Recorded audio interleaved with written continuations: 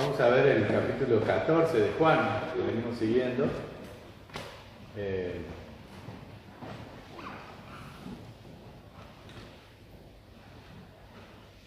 Este capítulo contiene uno de los versículos por ahí más conocidos, ¿no? Juan 14:6. Yo creo que después de Juan 3:16, como coinciden conmigo, es uno de los que por ahí, de esos versículos que más se conocen, ¿no? Juan 3:16 aparece por todos lados, incluso en lugares no cristianos, aparecen carteles. Juan 14:6 es algo así también. Si salen por la calle y le preguntan a alguien, ¿se acuerdan cuando Jesús dijo yo soy el camino? Y la gente lo conoce, ¿no? Es como una vox populi, la gente conoce este versículo. No sé si lo aplican bien, si lo interpretan bien, y no sé si yo voy a poder, aunque sea, rascar la superficie de lo profundo que es esta palabra del Señor cuando dice yo soy el camino, la verdad y la vida, nadie viene al Padre sino por mí. Pero vamos a intentarlo hacer y vamos a estudiarlo en su contexto. Por eso vamos a leer los primeros 14 versículos del capítulo 14 de Juan. Dice: no se turbe vuestro corazón, creed en Dios, creed también en mí. En la casa de mi Padre hay muchas moradas. Si no fuera así, os lo hubiera dicho, porque voy a preparar un lugar para vosotros. Y si me voy y preparo un lugar para vosotros, vendré otra vez y os tomaré conmigo para que donde yo estoy, allí estéis también vosotros. Y conocéis el camino a donde voy. Estos primeros 4 versículos comienzan con esta recomendación del Señor: no se turbe vuestro corazón, no se angustien. Aparece en otras versiones. Estábamos viendo varias cosas antes de llegar a este capítulo que habían pasado. Judas, el que lo iba a traicionar, se va de allí de la cena. Había una conmoción entre ellos, porque sabían que alguien le iba a traicionar. Juan lo sabía, pero los demás estaban todos conmocionados, ¿no? Hay algo que nos pasa a todos los seres humanos, que cuando pasamos de una cosa a otra que no conocemos, nos angustiamos.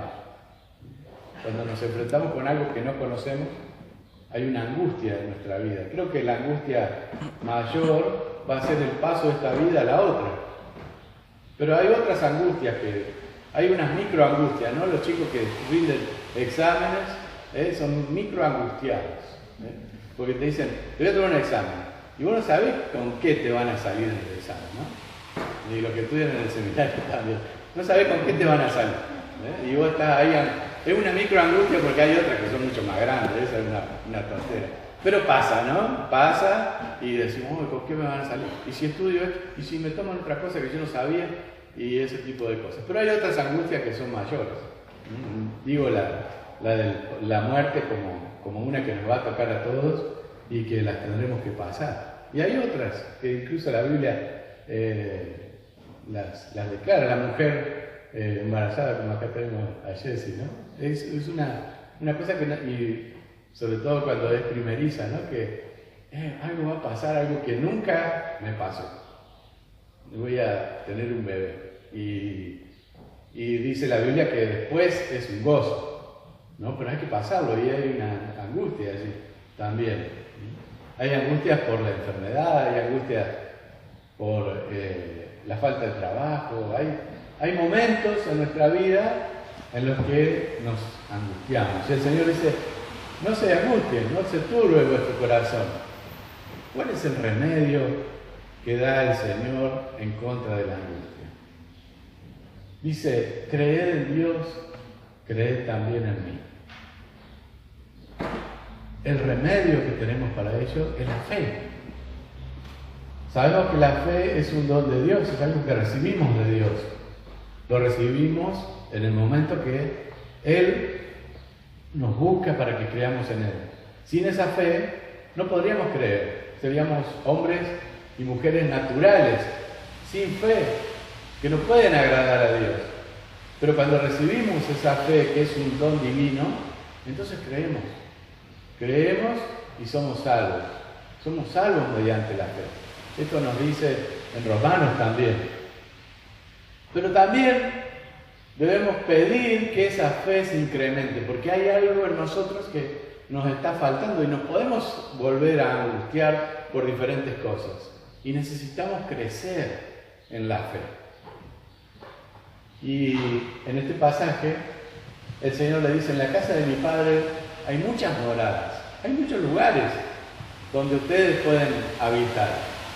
Yo les estoy preparando un lugar, voy a prepararlo. Y vendré otra vez y los tomaré conmigo, porque donde yo estoy, allí quiero que estén ustedes también conmigo.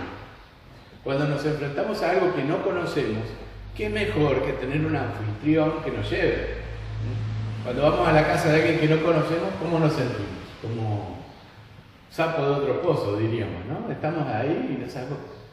Si hago algo y está mal, mirá y cuando vamos a la casa de una persona que por ahí es demasiado, con Paula, una vez fuimos a la casa de una persona muy rica y que tenía una campanita, así tocaba la campanita y venía la sirvienta, y tenía un montón de cubiertos, y qué sé yo, cómo se come con esto, ¿no? Había uno para cada cosa, no tengo ni idea, ni todavía hoy sé cómo se hace. Pero uno se siente como sapo de otro pozo, ¿no? Y qué mejor que ir y tener un anfitrión. Pero este anfitrión no solamente preparó un lugar para nosotros, sino que nos va a venir a buscar y nos va a llevar. Y eso nos hace sentir, nos reconforta aún más a nuestra fe, ¿no? Nos da un aliciente, algo que nos puede hacer sentir mucho mejor todavía, porque no es el paso a un lugar desconocido así nomás, sino que vamos de la mano con el Señor. Él nos va a tomar, Él nos va a llevar allí. Él nos va a depositar en un lugar confortable, en una morada, en un lugar donde viviremos por siempre. ¿Cómo serán esas moradas? Bueno, podría delirar un poco acá, y espero no hacerlo. Si me pongo a pensar cómo serán esas moradas, ¿no? Hay algunas claves por ahí que podríamos pensarlas y ir a Apocalipsis y buscar cómo es eso de morar allí con el Padre. No sé si lo podría describir, pero algo sí sé, que morar con el Padre es para quienes tienen una relación con el Padre. Porque si nunca tuviste una relación con Dios, ¿a qué vas a ir? ¿Cómo te vas a sentir viviendo para siempre con alguien que no te agrada? Definitivamente con el que nunca tuviste una relación, con el que decís, ¿y para qué voy a estar allí? Hay gente por ahí se pregunta, ¿no?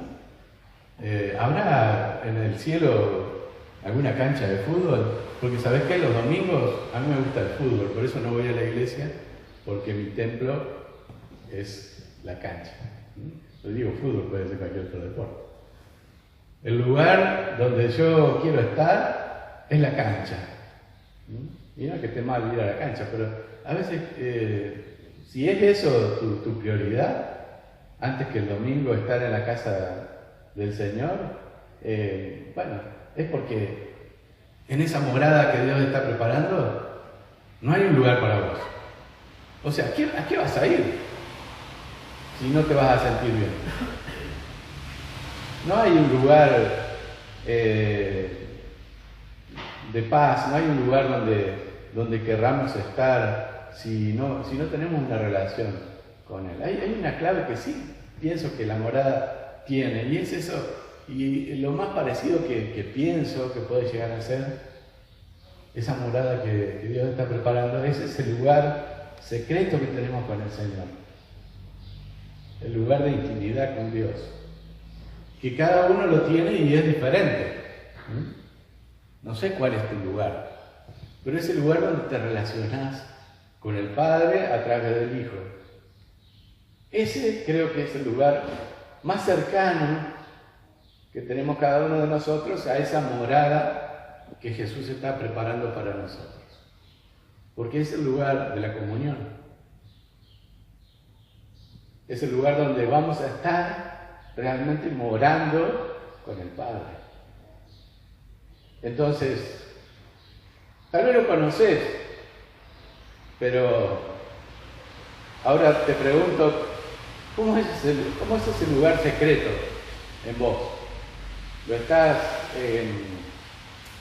practicando? No sé si la palabra es practicando, pero ¿lo estás disfrutando realmente? Hace 2 semanas que ando a pata, se me rompió el auto.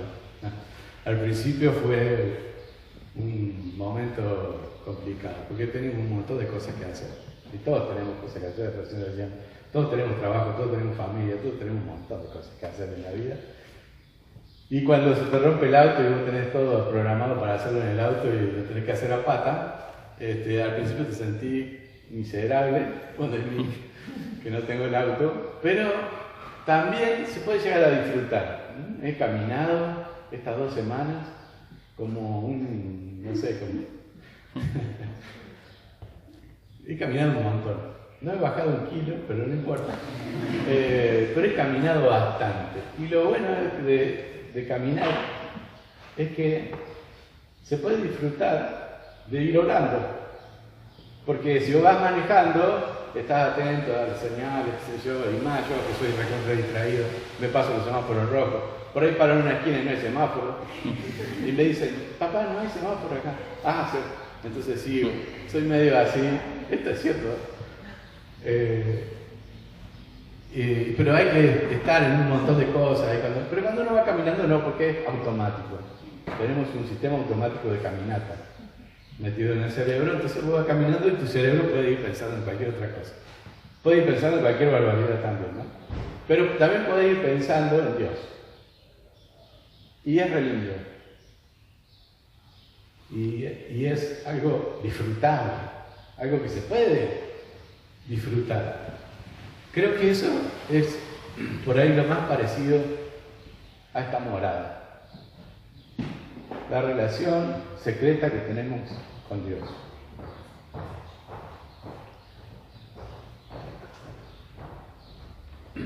El Señor dice, conocéis el camino y conocéis a dónde voy. Y Tomás le dijo, Señor, si no sabemos a dónde vas, ¿cómo vamos a conocer el camino?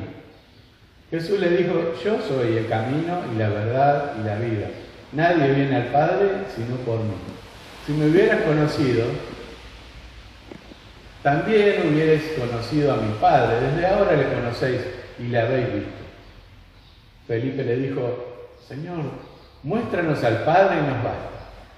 Jesús le dijo, tanto tiempo he estado con vosotros y todavía no me conoces, Felipe. El que me ha visto a mí ha visto al Padre. ¿Cómo dices tú, muéstranos al Padre? ¿No crees que yo estoy en el Padre y el Padre en mí? Las palabras que yo os digo no las hablo por mi propia cuenta, sino que el Padre que mora en mí...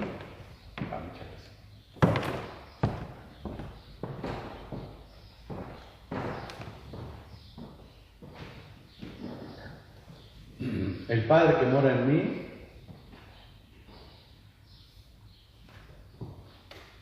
¿dónde iba? En el 10. Es el que hace las obras. Creedme que yo estoy en el Padre y el Padre en mí. Y si no, creed por las obras mismas. Ahora bien, acá nos encontramos con 2. Antes habíamos visto a otros 2, uno peor de todos, Judas y a Pedro, ¿no? El domingo pasado Diego estuvo hablando bastante acerca de estos 2 discípulos. Ahora encontramos a 2 más, a Tomás y a Felipe. Ahora, podríamos criticarlo, ¿no? Porque a Tomás es realmente criticable, no sino el de la Biblia. Porque las 3 veces que no encontramos a Tomás, miren, si los discípulos hubiesen tenido un WhatsApp y si hubiesen escrito todo lo que estaba acá en la Biblia, cada vez que escribía un WhatsApp Tomás, hubiese aparecido uno de esos iconos, ¿cómo se llaman? Los emoticones así, dándose una cachetada en la cabeza. Porque cada vez que Tomás habla, es para pegarse en la cabeza, ¿no? Una de las oportunidades dijo, bueno, vamos todos a morir con vos, le decía el Señor. El Señor ahí no tiene una respuesta para Tomás. Acá dice, Señor, si no sabes dónde va. Y le acababa de decir el Señor, ustedes conocen el camino. En otra oportunidad Tomás también aparece diciendo, bueno, si no lo veo, si no lo toco, no voy a creer en el resucitado, ¿no? Y el Señor tiene que aparecerse y decirle, mira, mete tus manos en las heridas, ¿no? Y cree, no seas incrédulo. Pero más allá de criticarlo a Tomás y a Felipe, tenemos que entender que primero estaban en un momento de mucha conmoción, ¿no? Y aunque estos, sí, no puedo decir que no tenían fe, todo lo contrario, eran personas de fe. Pero no todos tenemos la misma medida de fe. Y cuando llegan las conmociones a nuestra vida, cuando tenemos angustia en nuestra vida, no todos reaccionamos de la misma forma. ¿Por qué? Porque no todos tenemos la misma medida de fe. Todos tenemos la fe que salva si la hemos recibido de Dios. Pero todos necesitamos pedirle a Dios que nos aumente la fe. Y es parte de nuestro crecimiento y de nuestra santificación, ir creciendo en la fe. Así que lo que encontramos aquí, más allá de criticarlos, porque si me pongo a criticar a los apóstoles, no sé qué tendría que decir de mí. Tenemos que entender esto. Era un momento muy conmocionante para ellos. El Señor les estaba indicando que tenía que irse, que tenía que sufrir, que tenía que pasar ese momento de la cruz, y ellos estaban conmocionados realmente, ¿no? Habían transcurrido allí 3 años con nuestro Señor, caminando, aprendiendo, diciendo este es el Mesías, recibiendo la palabra del Señor, que realmente venía del mismo Hijo que caminaba con ellos, y ahora era un momento muy difícil para ellos. Y Tomás hace esta pregunta que realmente parece fuera de lugar, pero da a entender esto. Señor, estamos que no sabemos para dónde tenemos que ir. Así que el Señor lo trata con mucha misericordia y le responde, yo soy el camino, la verdad y la vida. Nadie va al Padre sino por mí. El Señor Jesús es el camino. Los reformadores entendieron esto perfectamente. Y aunque la iglesia en ese momento había olvidado, había tergiversado a propósito esto, y creían que el camino hacia el cielo no era Jesús, era la iglesia misma. Estar adentro te facilitaba el camino. Los reformadores entendieron, no es así. Solo Cristo. Solo Cristo. Solo a través de Él. Y volvieron a las enseñanzas del Evangelio. No es que hicieron nada nuevo. No es que tenemos que poner a los reformadores así en un pedestal y decir, inventaron la teología. No, fueron a las Escrituras y leyeron lo que tenían que leer nada más. Ya no había que pagar por indulgencia, no había que pagar para ser salvo, no había que pagar por el perdón a la iglesia. Había que ir a el único que es el camino, a Jesús. Entonces entender este versículo, que yo soy el camino y nadie viene al Padre sino por mí. Es esta exclusividad que está proponiendo Jesús. Él es el camino. Hoy también estamos en una sociedad donde parecen muchos caminos, como por ahí dicen, todos los caminos llevan a Roma. Sí, pero no todos llevan al cielo, hay uno solo. Solo Cristo. Hay uno solo. Y esto es exclusividad. Sí, hay un montón de iglesias cristianas. Sí, cada vez más. Hay un montón de grupos. Todos los días se fundan uno nuevo. Es cierto. Algunos son muy peligrosos. Se los advierte. Aunque ustedes ya lo saben. Pero hay un solo camino. Solo Cristo. Solo Él nos lleva al Padre. Y no podemos inventar otras cosas, otros caminos, ¿cómo se dice cuando tomás un atajo? Cuando tomás un atajo, no hay atajo al cielo, solo Cristo es el camino. Y la verdad, hay pocos que realmente entienden esto, que Jesús es la verdad. Cuando Él estuvo delante de Pilatos, Él le preguntó, ¿no? ¿Qué es la verdad? Y esto es muy griego, ¿no? Ponerse a razonar, a filosofar. ¿Qué es la verdad? Si vamos hoy incluso a los seminarios cristianos, evangélicos, muchos se están preguntando esto. Y a veces les da tanta tristeza pensar que pastores se reciben en los seminarios, o no se reciben de pastores, pero sí se reciben de teólogos, y hay mucha gente que sale por ahí a la obra y se pregunta esto, que para nosotros es tan claro. Yo soy la verdad, dijo Jesús. Y algunos dicen, bueno, pero ¿quién tiene la verdad? Vos, yo, hay una, dos, hay mil, cada uno tiene la suya. También hay una exclusividad en esto. Yo soy la verdad. Si queremos conocerla, tenemos que conocerlo a Cristo. Conociéndolo a Él, conocemos la verdad. Y esto nos da muchísima tranquilidad porque nos saca ese peso de tener que cargar con nuestra verdad. Yo no cargo con la mía, porque no la tengo. La verdad está en otro. Es externa a mí, está en Jesús. Él es la verdad. Yo no cargo con esa mochila, gracias a Dios. Pero hay muchos que la cargan y creen que tienen que explicarla y que, no sé, vencer con esa verdad. Y que ponerla allí por encima de otras.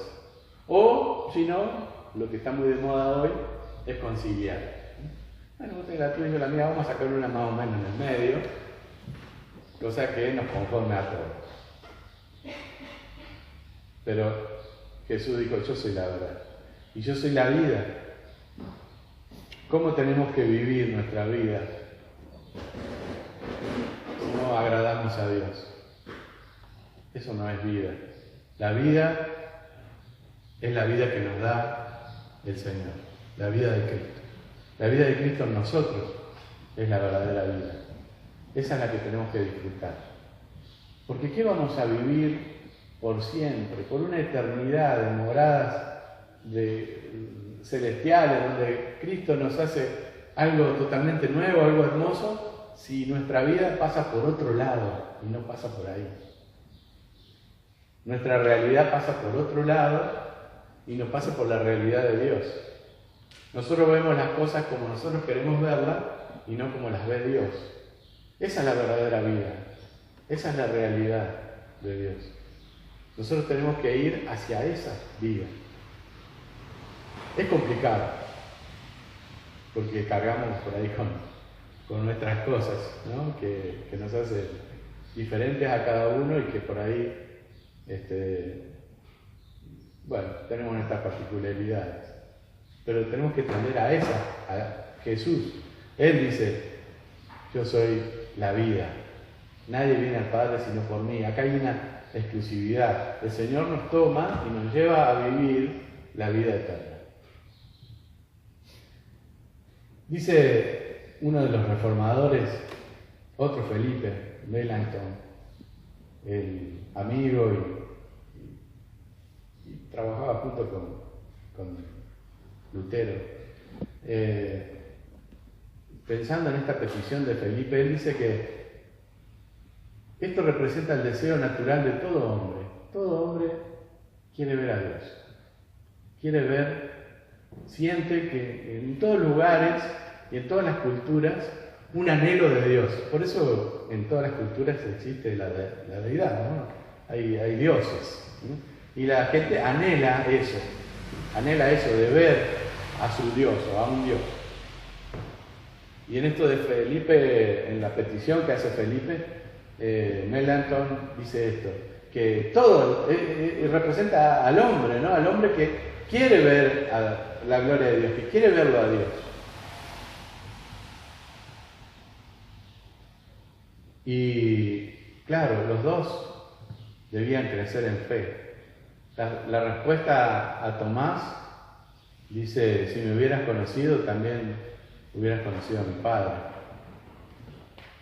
Y desde ahora lo conoces y le habéis visto. Y la respuesta a Felipe es, ¿no crees que yo estoy en el Padre y el Padre en mí? Las palabras que yo te digo no las hablo por mi cuenta, sino que son las que he oído del Padre. Créeme que yo y el Padre, estoy en el Padre y el Padre en mí. En otra parte de la Biblia dice, el Padre y yo uno somos. Esto no confunde, no debemos confundir las personas de la Trinidad, ¿no? Jesús no es el Padre no es Jesús, pero los dos son Dios. Y el Espíritu Santo es Dios. Y no hay una confusión, es una Trinidad. Pero el Padre y el Hijo son uno, en el sentido de que están en la deidad, que son Dios, 100%. Ahora, como les decía antes, no todos tenemos la misma medida de fe.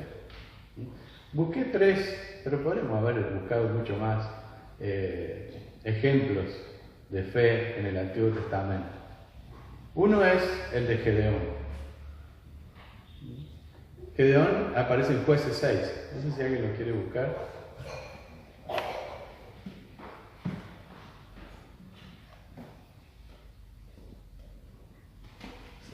6, Jueces 6, está en todo el capítulo 6. Vamos a leer solamente del 36 al 40, 4 versículos, porque estamos medio ajustados con el tiempo, me parece a mí. A ver si alguien lo puede leer, ¿sí? Entonces Gedeón le dijo a Dios, si vas a salvar a Israel por medio de mí, como lo has prometido, déjame poner en la era un vellón de lana. Si al amanecer el rocío sobre el vellón, pero a su alrededor el suelo está seco, con eso entenderé que tú salvarás a Israel por medio de mí, como lo has prometido. Y así sucedió. Cuando Gedeón se levantó, exprimió el vellón y con el rocío que sacó llenó un tazón de agua. Pero Gedeón volvió a decirle al Señor, no te enojes conmigo, Señor, si insisto, pero quiero hacer otra prueba con el vellón. Ruego que esta vez solo el vellón quede seco y que alrededor de él haya rocío en el suelo.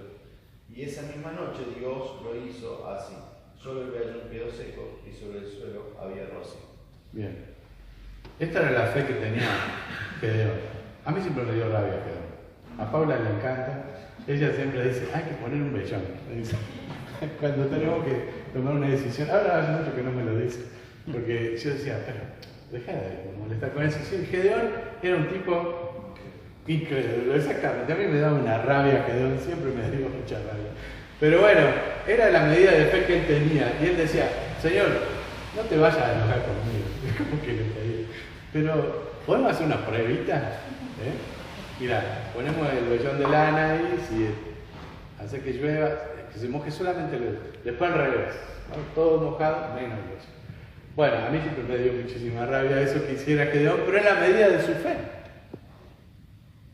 Y él quiso probar esto, y es lo que le pasa acá también tanto a Felipe como a Tomás. ¿A dónde tengo que poner mi fe? ¿Cómo hago para creer realmente esto? ¿Cómo hago para crecer en fe? Bueno, Gedeón se le ocurrió esto. Era su medida. Y el Señor en su misericordia se lo concedió. Porque podría haberle dicho, mira Gedeón, quédate en tu era, sacudiendo trigo, voy a buscar a otro que sea un poquito mejor que vos. Pero no, le había dicho antes que eso, que no lo leímos, varón esforzado y valiente, le había dicho a Gedeón, y lo había tomado de un lugar de pobreza, de una familia muy pobre, y lo había llevado a ser un juez de Israel. Y a pesar de todo eso, y de su poca fe, salvó a su pueblo. Otro, el mismo Moisés. Éxodo 33, del 12 al 23. A ver si alguien lo busca. Podríamos leer Éxodo 4 también, si quieren anotarlo, lo están anotando. Pero vamos a leer esta parte nada más. Al 23. Entonces Moisés dijo al Señor: mira, tú me dices, haz subir a este pueblo, pero tú no me has declarado a quién enviarás conmigo. Además has dicho, te he conocido por tu nombre y también has hallado gracia ante mis ojos. Ahora pues, si he hallado gracia ante tus ojos, te ruego que me hagas conocer tus caminos para que yo te conozca y halle gracia ante tus ojos. Considera también que esta nación es tu pueblo. Mi presencia irá contigo y yo te daré descanso, le contestó el Señor. Entonces Moisés le dijo: si tu presencia no va con nosotros, no nos hagas salir de aquí. Pues en qué se conocerá que he hallado gracia ante tus ojos, yo y tu pueblo.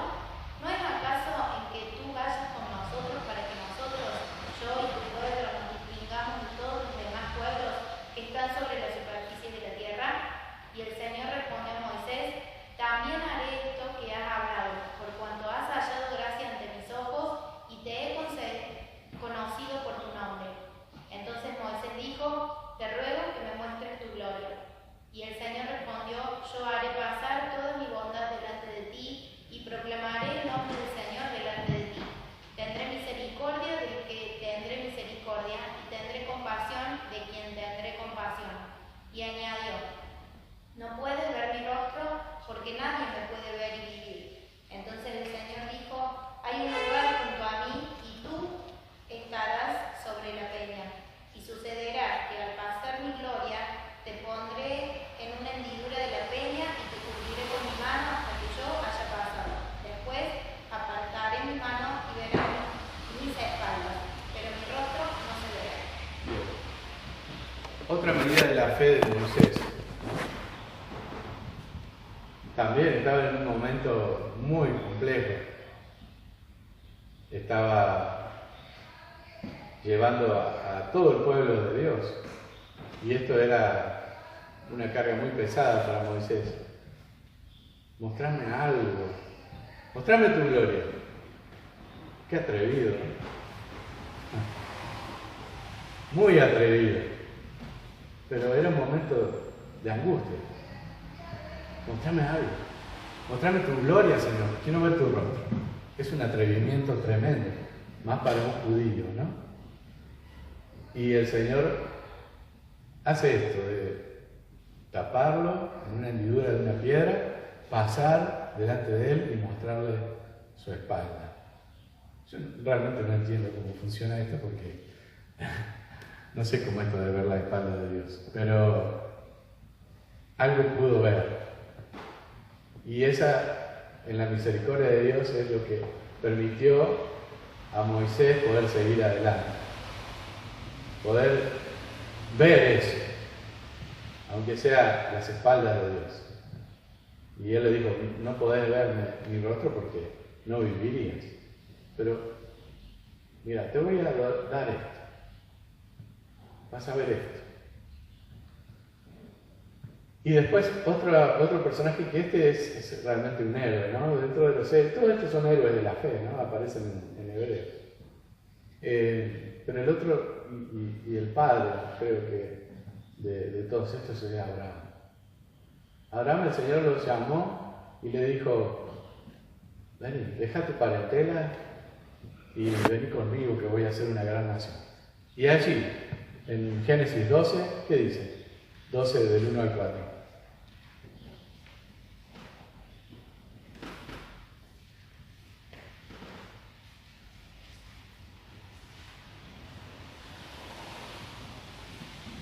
El Señor le había dicho a Abraham: deja tu patria y a tus parientes y a la familia de tu padre y vete a la tierra que yo te mostraré.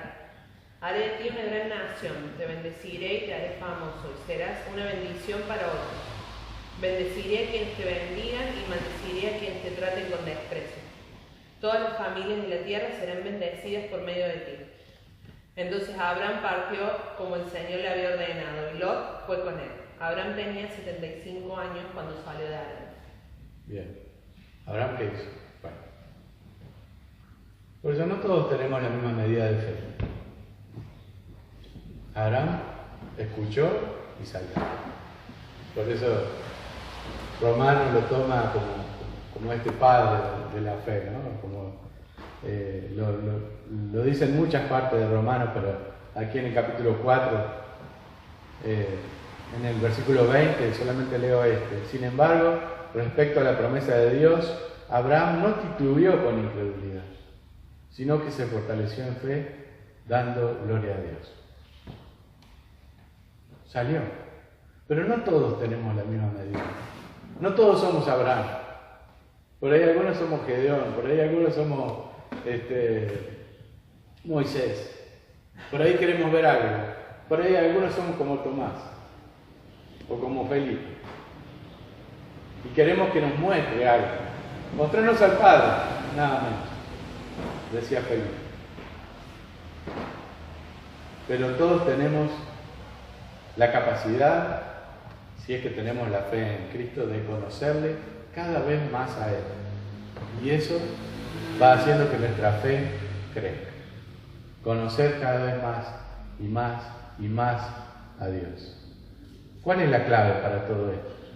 Los últimos versículos, que en realidad estos últimos versículos también son como una bisagra para lo que viene después, así que hay que entenderlo también con lo que viene después con el Espíritu Santo, pero lo podemos leer acá. En verdad os digo, el que cree en mí las obras que yo hago, él las hará también, y aún mayores que esta hará, porque yo voy al Padre. Y todo lo que pidáis en mi nombre lo haré, para que el Padre sea glorificado en el Hijo.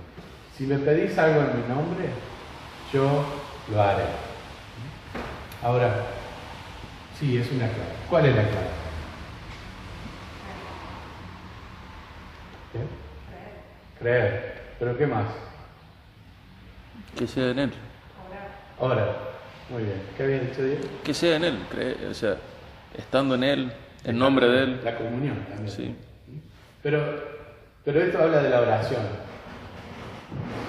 Si lo vemos, pedir en mi nombre. Ahora, ¿qué pedir? Bueno, yo hubiese pedido que mi auto se arregle, así por un milagro espectacular, que se le arregle la caja, y entonces hubiese andado mucho más contento de un lado para el otro en mi auto, hubiese podido hacer todas las actividades que hacía normalmente y no recortar actividades, hacer lo que pude, pero también hubiese perdido ese momento tan precioso de caminar con Dios. Entonces mi oración no tiene que ser esa, tiene que ser: ¿qué voy a hacer que te glorifique a vos en mi vida? ¿Qué tengo que hacer para glorificarte más a vos en mi vida?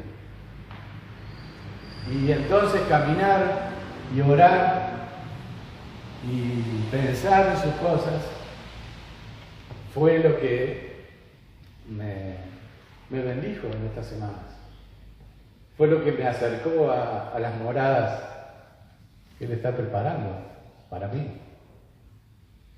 Así que la oración tiene que ser esa, para crecer en fe. ¿Qué te va a glorificar más en mi vida? Todo lo que pidas al Padre en mi nombre lo haré, pero no cualquier cosa podemos pedir. Podemos pedir para que el Padre sea glorificado en el Hijo. Para que las obras que hagamos las hagamos glorificando a Dios. Para que todo lo que pase por nuestra vida sea agradable a Dios. Esa debe ser nuestra oración. Y entonces ahí sí se nos ordenan muchas cosas que pasan en nuestra vida. A veces nos ocurren cosas que son peores que se rompe un auto, ¿no? Eso no tiene casi tanta importancia. Por ahí una enfermedad, por ahí algo que nos haga daño en nuestras relaciones, en el matrimonio, con los hijos, con los padres. Hay muchas cosas que realmente nos angustian y tenemos que orar. Tal vez no para que pase eso, aunque podemos orar para que sanemos heridas, para que sanemos nuestras relaciones, pero también por sobre todas las cosas que nos pasan, para que Dios sea glorificado en nosotros, para que Él sea glorificado y nosotros podamos crecer en fe. Dios tiene misericordia de nosotros, como la tuvo de Gedeón, de Moisés, de Tomás, de Felipe. Y entiende, pero nos entiende mucho más que nosotros mismos. Y nosotros ni siquiera nos podemos entender a nosotros mismos a veces. Es cierto. A veces ni nos ponemos de acuerdo con nosotros mismos.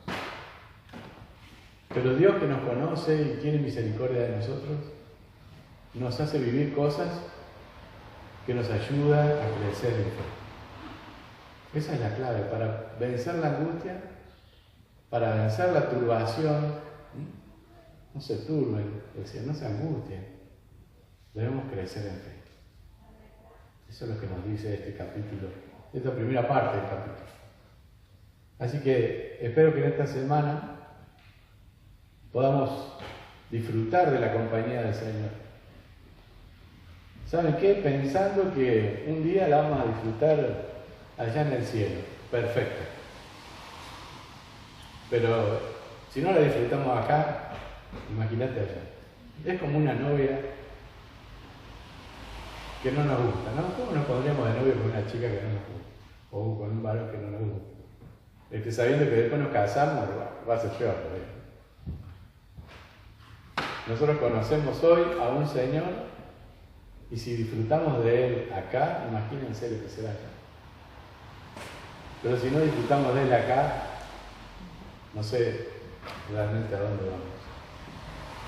Así que en esta semana podamos disfrutar de Él, disfrutar cada momento, crecer en fe, crecer pensando que un día estaremos con Él.